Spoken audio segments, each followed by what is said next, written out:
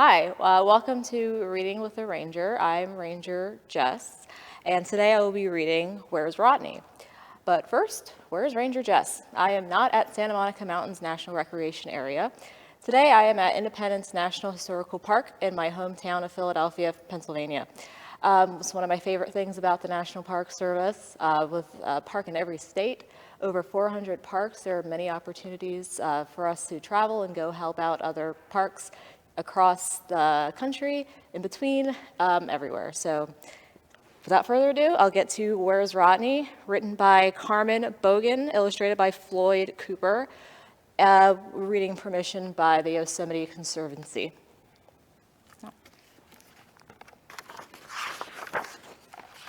Title page. Rodney, where's Rodney? Once again, Rodney wasn't in his seat, and Miss Garcia had had enough, but Rodney had interesting things to do. Like watch a big black bird soar over the cafeteria that smelled like yesterday's lunch, or catch tiny pill bug creeping across the windowsill. He stood on his tippy toes to find the stray dog that bullied the neighborhood. Rodney was inside, but he wanted to be outside. Outside was where Rodney always wanted to be. Miss Garcia let out a long, deep breath. She stepped behind Rodney and tapped him on the shoulder. Rodney, join the class.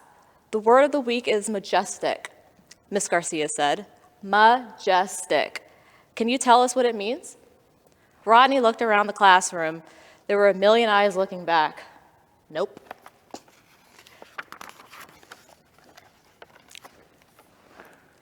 Miss Garcia took another deep breath. Rodney balanced on one foot like a pink flamingo.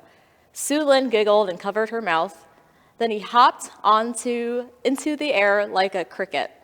Coty chuckled. Then Rodney stretched out his arms like an eagle, soaring high above the... Sit down, Rodney, Miss Garcia said. The whole class roared with laughter.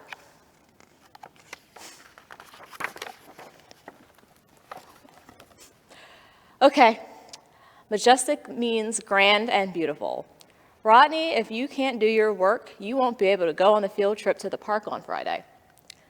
But Rodney didn't care. He knew all about the park. It was small, triangle-shaped patch of yellow grass next to the corner store and the bus stop. It had one cardboard trash can and two benches where some grown-ups sat all day long. Yes, Rodney knew the park well. Anyway, Mama said to stay far away from that park.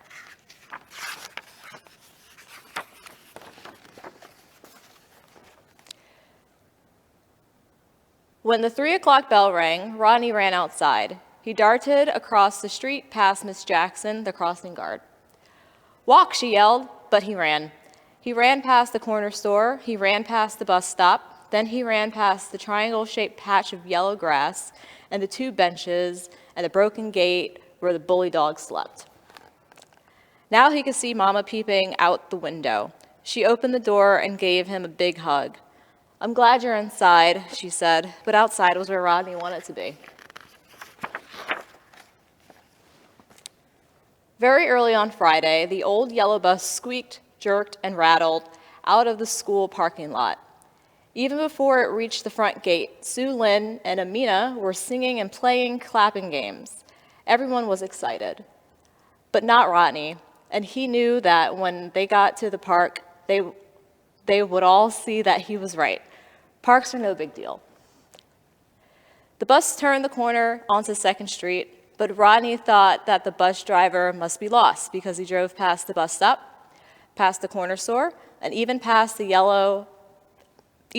patch of yellow grass. Sue Lynn and Amina kept singing and clapping. The old school bus rumbled, rolled, and creaked farther and longer than Rodney had ever been. Rodney gazed out the window. He stared at the white lines in the middle of the great highway. He counted the big trucks that passed the bus. He leaned to see the birds float above the fields of tall, dry grass.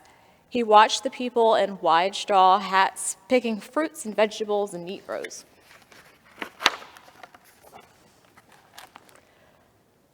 The old bus clanked, coughed, and choked. It climbed higher and higher until a great mountain swallowed it whole.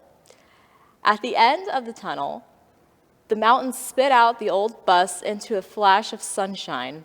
No one laughed, no one talked, and no one wiggled. Sue Lynn and Amina even stopped singing. "Look, everyone," Miss Garcia announced. "It's the park." And finally, Rodney was outside.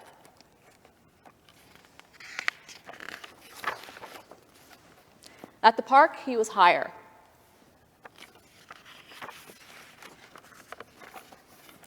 He was lower.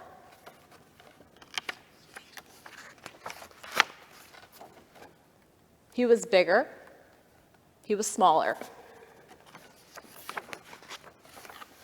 He was louder. He was quieter.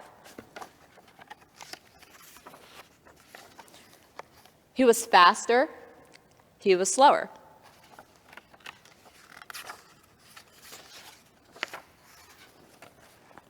Rodney was outside, more outside than he had ever been before.